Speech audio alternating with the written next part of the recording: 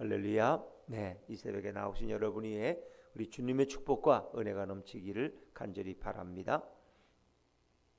자, 역대상 22장은 다윗이 성전을 건축하기 위해서 매진하는 그런 모습이죠. 하나님은 다윗에게 그것을 허락하지 않으셨어요. 그 아들 솔로몬에게 나에게 건축할 마음이 있었지만 하나님께서 너의 몸에서 날 아들 그의 이름을 솔로몬이라 하라. 그는 평화의 사람이다. 그를 통해서 왜 평화의 왕으로 오시는 예수님을 생각해 보면 그것은 평화의 성전이 돼야 되고 평화의 아들로 불리는 솔로몬이 그 일을 하는 것이 맞다는 것입니다. 자, 이것지 보면 다윗은 거절을 당합니다. 거부를 당한 거예요. 그럼에도 다윗은 그 성전 건축을 위해서 그가 죽기 전까지 매진하죠. 자, 여러분 우리가 요즘 이제 좀 이렇게 말이 좀 바뀌잖아요. 요즘 젊은 사람들은 언어를 좀 다른 의미로 이렇게 쓰기, 뭐 붙여 쓰기도 하고, 뭐 여러 가지 그런 이제 게 많죠. 근데 요즘 이렇게 미쳤다, 뭐 또 미친 존재감을 드러내다, 뭐 이런 말이에요. 예전에 미쳤다는 말은 어떤 말이었어요? 그냥 부정적인 말이에요. 그 집 아들 미쳤대. 막 헛소리하고 다녀. 정신병원에 갔다 왔대. 이런 게 미친인데 요즘 미친 존재감이란 말은 칭찬이에요, 욕이에요? 칭찬이란 말이에요. 그러니까 손흥민 선수가 이제 이렇게 얼마 전에 경기하는데 막 그냥 멋진 골을 넣었는데 2골을 넣었어. 그래서 막 전세가 바뀌었어. 토트넘이 막 지다가 그냥 막 이기게 됐어 이제. 그러니까 무리뉴 감독이 뭐라 그래? 오 크레이지, 오 크레이지. 손 미쳤어. 손흥민이가 미쳤어. 미치지 않고는 저렇게 골을 넣을 수가 없어. 초자리에서. 더구나 연속골을. 그래서 완전히 분위기를 바꿔버리는.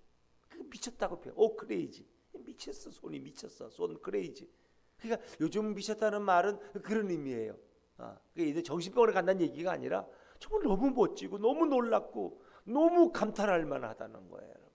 근데 역사 속에 미치지 않으면 뭐 된 일이 사실 어디 있겠어요? 다 그렇지요. 미친 사람들은 뭐 엉뚱해. 상식적이지 않아. 뭔가 한 가지에 그냥 몰입하는 사람. 베토벤은 뭐에 미쳤어요? 음악에 미쳤어. 그러니까 청각을 잃어서. 아니 청각을 잃은 사람이 어떻게 음악을 해? 청각을 잃은 그가 갖은 병에 시달리면서 가난 속에서도 그는 계속 베토벤의 놀라운 교향곡들을 써나가요. 그 위대한 작품. 그 건강할 때 쓴 작품보다 오히려 귀가 멀고 좀 뭐 이렇게 몸이 어렵고 가난할 때 쓴 작품들이 더 위대한 고갱 같은 사람. 미술에 미친 사람. 라이트 형제 비행기에 미친 사람이야. 비행기. 아니 어떻게 사람이 어떻게 하늘을 날아 미쳤어. 그런데 라이트는 그 꿈을 가지고 그 일을 이루죠. 그러니까 자기를 돌보잖아. 그리고 우리가 뭐 그 발명왕 하면 누구예요? 에디슨. 오죽 있으면 얼마나 연구에 미쳤는지. 그럼 먹는 것도 잊었어. 그래가지고 달걀을 끓는 물에 넣는다는 게 나중에 보니까 사발시계를 넣고 자기는 계속 연구하고 있어. 미쳤어. 그 미친 사람이지. 어떻게 끓는 물에다가 사발시계를 넣어 계란을 넣어야지. 근데 그의 눈에는 계란을 넣는다는 게 사발시계를 넣으면서 계속 연구. 그러니까 발명왕이 되는 거야. 그럼 미치지 않으면 될 일이 없어. 그는 정말 미쳤어. 근데 우리는 뭐에 미쳐야 돼요? 예수에 미치고 하나님 나라 건설에 미쳐요. 그 다윗은 뭐에 미쳤어요? 하나님께 미쳤고 성전 건축에 미쳤어. 그가 하나님의 언약궤를 모셔오는 일부터 남달라. 아니 사울왕은 70년 동안 기란 여아림의 언약궤를 범치해 놓고도 신경도 안 쓰는데 다윗은 나라가 안정되자마자 예루살렘 성에 그 언약궤를 모셔오느라고 말이에요.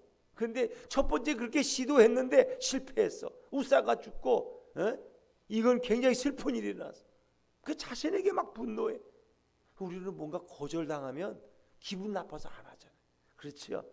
뭐 교회 좋은 일을 하는데 내가 이걸 좀 헌신하니까 담임 목사가 안 된대. 반대해. 그거 왜 하냐고. 그 집사님 그런 거 엉뚱한 짓 하지 말라고. 그러면 내가 뭐 괜히 미쳤나. 내 돈 내가지고 이거 하려는 거 안 하면 그만이지 뭐. 싫으면 그만둬. 이러고 끝나고 말아요 그냥. 뭐 이상하네 목사님은. 그거 뭐 재직회 갔더니 왜 재직들이 반대해. 이상한 사람들이네. 어휴. 이러고 그만둘 수 있어요. 그런데 다윗은 안 그만둬. 거절을 당했어. 자, 먼저 그가 언약궤를 첫 번째 옮길 때 거절당했다는 거 아세요? 그러면 뭐 뭐 나 할 만큼 했는데 뭐 이 정도 생피 떨었으면 됐지. 온 백성이 보는 앞에서 우사가 죽고 언약궤 옮기지도 못하고 오베드돔의 집에 갖다 놓고 그냥 돌아왔어. 너무 마음이 아파.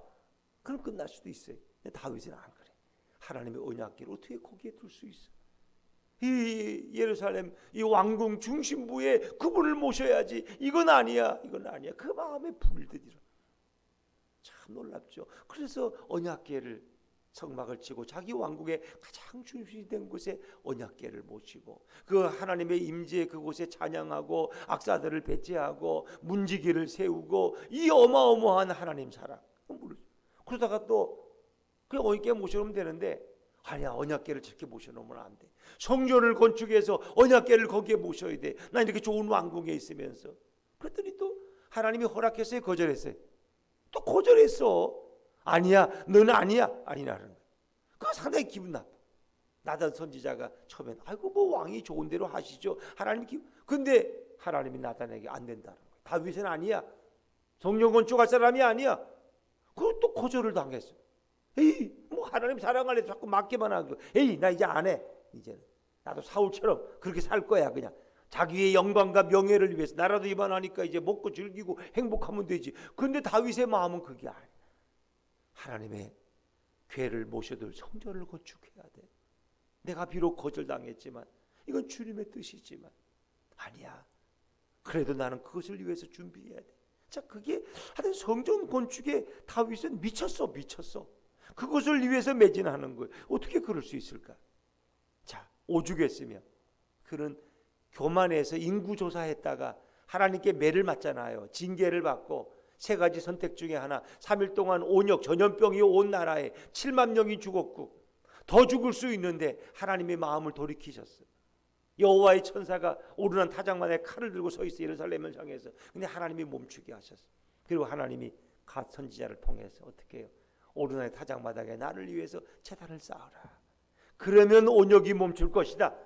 그래서 다윗은 거기에 그것도 또 그냥 준다는 걸 또 싫어. 나는 값을 치를 거야. 후한 값을 치러. 그래 돈을 또 주고 비싼 돈을 주고 그 타작마당을 사서 거기에 또 번제와 화목제를 드렸어요. 그랬더니 여호와의 천사의 그 죽음의 사자의 칼이 내려오고 전염병이 끝났어요. 근데 거기에 하나님이 불로 응답했어요. 하나님의 임재와 영광이 있어 그 오르는 타작마당의 세상에. 그때부터 다윗은 하나님이 여기 계시는구나. 거기서만 제단 기부원 산당이 있지만 글로 가지 않고 이제 이곳에서만 예배돼. 그러면서 다윗의 위대한 고백이 뭔지 아세요? 자, 1절 말씀. 1절입니다. 1절입니다. 시작. 다윗이 이르되 이는 여호와 하나님의 성전이요 이는 이스라엘의 본제단이라 하였더라. 여기가 바로 하나님의 성전이고 여기가 바로 이스라엘의 본제단이야. 여기 하나님이 계시는구나. 성령이 하나님의 거룩한 영광이 여기 임재해 있구나. 이곳이야. 여기다 건축을 해야 돼. 여기다가 성전을 져야 돼. 그러니까 고난이 합력해서 뭐래? 다윗에게 인사이트를 주신 거야. 여기가 하나님의 성전을 지을 터구나. 그러니까 참 하나님이 하신 일은 놀라운 거, 그죠? 이렇게 매를 맞고 참 그랬지만 오히려 이것이 역전해서 이것이 하나님의 성전이구나 깨달았어. 그리고 이제 그 성전을 건축하기 위해서 다윗이 준비하는데 그가 석수들을 준비하고 돌을 준비하고 뭐 목재를 준비하고 다 준비해. 근데 그렇게 하는 이유가 있어요. 자, 우리 5절입니다. 5절 말씀. 5절 한번 읽고 22장 5절입니다. 시작. 다윗이 이르되 내 아들 솔로몬은 어리고 미숙하고 여호와를 위하여 건축할 성전은 극히 웅장하여 만국의 명성과 영광이 있게 하여야 할지라. 그러므로 내가 이제 그것을 위하여 준비하리라 하고 다윗이 죽기 전에 많이 준비하였더라. 내가 그것을 못하지만 아들이 그것을 할 수 있도록 준비하는데 네 아들 솔로몬은 아직 어리고 미숙해. 아직 왕자에 있어. 근데 아직 나이가 어려. 다윗은 이제 나이가 꽤 들었을 때, 이게 다윗의 조금 후기예요, 노년에. 근데 우리 아들은 아직 어리고 미숙해. 솔로몬은 또 늦게 낳은 아들이거든, 밧세바가. 그러니까 벌써 뭐 장남 다 커요. 근데 솔로몬은 아직 어려. 근데 이 어린 아들이 이거 어떻게 성전을 건축하겠어? 나라를 이렇게 자기의 통치에 거기에 손아귀에 넣기도 쉽지 않은데, 이 거친 이 부하들과 함께 이 나라를 통치한다는 것도 쉽지 않은데, 그래서 그는 이 일을 다 준비하는 거예요. 그런데 우리 아들은 어리고 미숙하지만 여호와를 위하여 건축할 성전은 크고 웅장하고 만국의 명성과 영광이 있게 하여 할지라. 이건 뭐예요? 이 성전을 통해서 누구의 이름이, 여호와의 이름이 영광을 받아야 돼. 이 하나님의 성전이 초라하면 안 돼. 그래야 여호와 이름이 온 세상에 떨치고, 그거예요. 그건 성전을 건축해서 내 이름이 뭐 솔로몬의 이름이 유명해지는 게 아니고 여호와의 이름이 영광을 받아요. 영광. 다윗의 마음은 그거밖에 없어. 그렇기 때문에 그것을 내가 준비하고 또 준비하리라. 준비라는 말이 계속 나와요. 내가 준비. 자신은 건축도 할 수 없지만 그 자재를 준비하는 일에 열심으로 다윗은 매달리는 거예요. 언약궤를 모실 때 거절당했죠. 성전 건축한다니까 또 나단이 안 된다 그랬죠. 그래도 그런 상처를 안 받고 하나님을 사랑하는 마음이 특심한 거예요. 그러면서 아들 솔로몬을 6절부터 불러서, 야, 너가 성전을 건축해야 된다. 내가 할 마음이 있으지만 하나님이 나는 안 된대. 너가 이제 그 일을 하고 너가 나라를 잘 통치하고 현명한 지도자가 되어서 신정왕국을 이루고 이 성전 건축을 너가 끝내야 돼. 자, 우리 6절, 7절, 8절 6절, 7절, 8절 한번 읽어볼까요? 시작.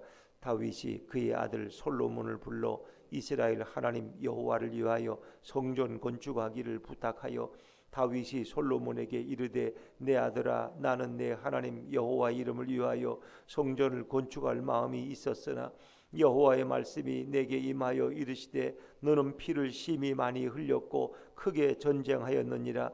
내가 내 앞에서 땅에 피를 많이 흘렸은즉 내 이름을 위하여 성전을 건축하지 못하리라. 하나님은 내가 건축한다니까 하지 못하겠다는 거예요. 그 이유를 설명해요. 내가 건축하지 못하는 이유. 그리고 하나님은 너가 해야 된다고 말씀하셨다. 자, 9절입니다. 9절 시작. 보라, 한 아들이 내게서 나리니 그는 온순한 사람이라. 내가 그로 주변 모든 대적에게서 평온을 얻게 하리라. 그의 이름을 솔로몬이라 하리니 이는 내가 그의 생전에 평안과 안일함을 이스라엘에게 줄 것임이니라. 평화의 왕인 솔로몬이 그 일을 해. 솔로몬이 그의 이름은 정말, 그 솔로몬이란 이름은 뭐 지혜의 아들이고 또 하나님을 뜨겁게 사랑하는 그런 다윗에 대한 여디디아라는 이름의 의미와 일맥상통. 근데 하나님이 그런 평화의 왕이 되게 하신다. 평화는 누구예요? 바로 이 땅에 오시는 예수님이 하나님과 인간 사이에 평화를 주기 위해서 오는 거야. 이 성전은 평화의 왕이 평화의 성전을 지어야 돼. 왜? 하나님과 인간이 이제 화목하고 평안해져. 그래서 많은 전쟁의 피를 흘린 다윗은 그 일을 할 자격이 없다는 거예요. 그래서 다윗은 그것을 기쁘게 받아들이고 아들 솔로몬에게 건축을 부탁해. 성전 건축을 부탁해. 그리고 하나님이 말씀하시기를 10절에 보니까 그가 내 이름을 위하여 성전을 건축할지라. 그는 내 아들이 되고 나는 그의 아버지가 되어 그 나라 왕위를 이스라엘 위에 굳게 세워 영원까지 이르게 하리라 하셨나니. 마치 다윗에게 주셨던 다윗 언약의 말씀을 솔로몬에게 다윗은 전달합니다. 그리고 너는 이제 형통한 자가 되어서 하나님 주시는 축복 가운데 성전을 건축하고 나라를 잘 다스리는 지혜로운 왕이 되고 그 모든 율례와 법도와 규례를 잘 지키고 두려워하지 말고 놀라지도 말아라 하면서 그 아들에게 힘을 불어넣어주고 그가 하나님을 잘 섬기는 왕이 되도록 그렇게 격려하지 않습니까? 다윗의 모습이. 그래서 아들에게 성전 건축을 위임하고 부탁합니다. 그러면서 그가 정말 누구보다도 훌륭한 왕이 되기를 이렇게 부탁을 하죠. 지혜와 총명을 가지고. 그래서 초기에 솔로몬 보면 얼마나 하나님을 사랑해. 그렇죠? 그가 왕이 돼서 일천번제를 드리잖아요. 그게 다윗에게 그가 부탁받은 거예요. 훌륭한 아들. 그래서 그가 왕이 되니까 난 아직 어리고 미숙해서 이 백성을 어떻게 섬겨야 될지 모르겠습니다. 하나님의 뜻을 아는 지혜를 달라고. 그래서 일천번제를 드렸더니 하나님이 그에게 지혜를 주시고 구하지 않은 부와 귀와 모든 걸 다 주셨어요. 그것을 가지고 솔로몬은 뭐예요? 이 성전 건축을 완공하는 거예요. 참 다윗의 마음도 하나님에 대한 그 사랑이 그러니까 어찌 보면 다윗은 성전 건축에 미친 사람이야. 미친 사람이야. 저 어느 정도 준비했느냐?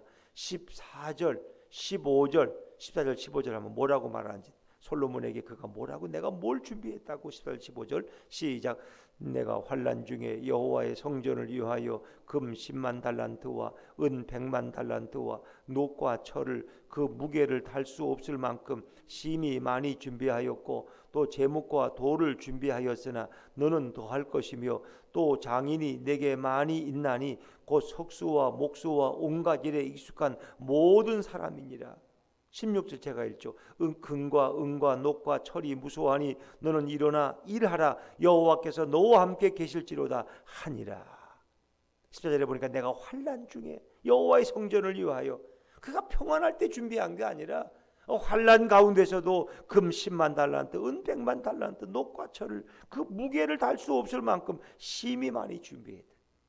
이거는 하나님께 미치지 않으면 일을 할 수 없는 거예요. 그런 정말 성전 건축에 매진한 사람이에요. 참 놀랍죠. 그리고 솔로몬에게 그 일을 위임해요. 그리고 거기서 안 끝나요. 17절부터 마지막 절에는 또 뭐예요? 모든 신하와 방백들을 불러서 너희들이 내 아들 솔로몬을 도와서 이 성전 건축을 마치도록 하라는 것입니다. 그래서 19절에 보니까 이제 너희는 마음과 뜻을 바쳐서 너희 하나님 여호와를 구하라. 그리고 여호와를 찾으라는 거예요. 그리고 일어나서 여호와 하나님의 성전을 건축하고 여호와의 언약궤와 하나님 성전의 기물을 가져다가 여호와의 이름을 위하여 건축한 성전에 드리게 하라 하였더라. 너는 그것을 위해서 이 솔로몬을 중심으로 해서 그 일을 이루라. 그래서 이 하나님의 명령을 우리 목사님들이 너무나 잘 듣고 우리 교우들도 너무나 잘 들어서 목사님들이 목회하면 주로 많이 하는 게 뭐예요? 성전 건축, 성전 건축. 성전. 저도 그래서 그렇게 알고 성전 건축 저도 많이 했어요. 신학교 졸업하고 저 전라도 해남에 가서 첫 1년 동안 전도사 생활했는데 시골 교회 가가지고 제가 가서 처음 한 일이 4개월 만에 한 일이 성전 건축이야. 참 놀랍죠. 두 번째 교회 제가 담임 목사로 양평 장로교회 가서 가자마자 2년도 안 돼가지고 한 일이 뭐예요? 또 성전 건축이야. 그리고 또 서울에 와서 영신교회에서 또 처음 한 일이 또 부임한 지 3년도 안 돼가지고 IMF 때는 너무 힘들다 그래서 한 1년인가 2년 지나고 3년째 되는데 시작한 게 성전 건축. 그래서 이 말 그대로 하고 성전 집 짓는 일에만 너무 열심히. 그래서 우리는 그렇게 농담도 뭐 예수님이 직업이 원래 아버지 요셉이 목수고 예수님도 목수 일을 하셨기 때문에 이 예수님의 지아들인 목사들은 이렇게 집 짓는 일을 좋아한다고요. 근데 오늘날 성경이 말하는 성전 건축은 집 짓는 성전 건축이 아니에요. 뭐예요? 하나님 나라 건설이. 하나님 나라 건설. 하나님 나라 건설. 아무리 집을 예배당을 훌륭하게 전화도 거기 예수님이 임재하지 않으면 그 무슨 의미가 있어요? 그렇죠. 하나님 나라 건설. 정말 주님이 통치하시고 주님이 다스리는 그런 나라를 세우는 일에 우리가 매진해야 돼요. 다윗이 성전 건축에 미쳤다는 것은 오늘 우리가 주님이 통치하시는 하나님의 나라에 매진할 것을 말씀하고 있는 거예요. 건물을 세우는 교회가 아니라 복음을 전파하고 선교하고 하나님이 다스리고 통치하는 그 영역을 넓혀가는 믿음의 사람들이 되기를 원하시는. 그러니까 어제 우리가 들었던 그 곽기문 선교사 보세요. 그 눈앞에서 사람들이 죽어가는데 IS에 의해서 죽어가는데도 그냥 다른 길로 해서 그 말씀을 전하러 가는. 왜? 그게 바로 하나님의 나라를 세우는 일이니까. 하나님의 나라를 세우고 복음을 증거, 선교. 그렇지 않습니까? 그 자기는 정말 감동적인 게 선교지에 갈 때마다 그 복음 전하러 갈 때마다 뭐예요? 위험한 것이고 유서를 써놓고 간다. 유서를 써놓고 갔다 와서 또 유서를 또 뒀다가 또 갈 때는 또 언제 죽을지 모르니까 언제 죽을지 모르니까 정말 그분은 미친 거야. 미친 거야. 그 정상적인 사람이 아니야. 예수를 믿어도 온전히 믿어야지. 그 미치면 되나 그렇게. 다 신앙을 갖는 건 좋은 거지만 너무 미쳤어. 요즘 교인들은 그냥 이 코로나 가운데 미쳤어.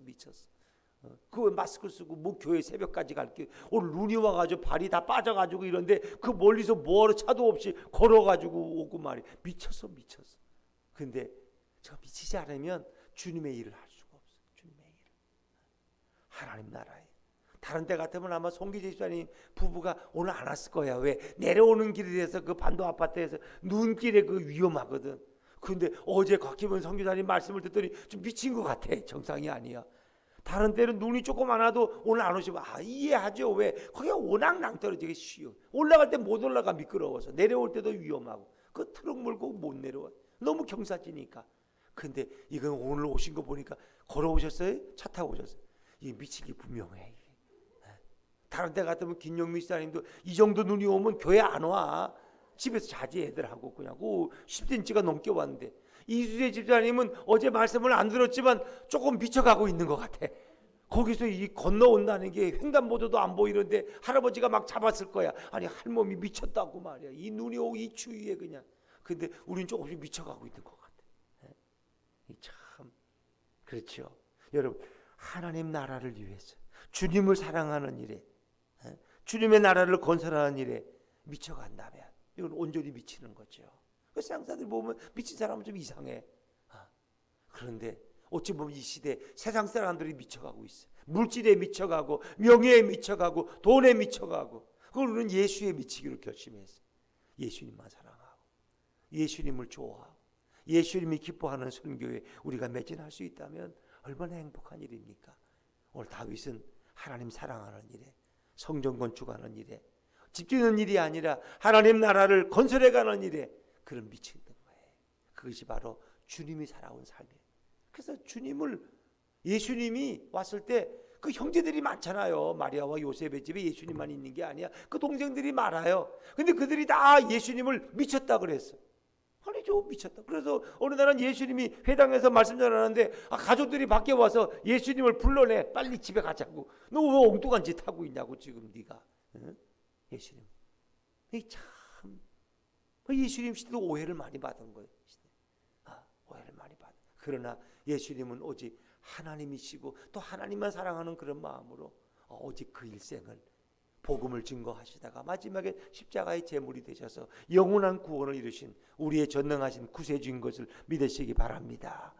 주님 사랑한다는 거 참 놀라운, 오늘도 이 축복 안에서 예수님과 동행하는 은혜의 하루가 되시기를 주 이름으로 축원합니다.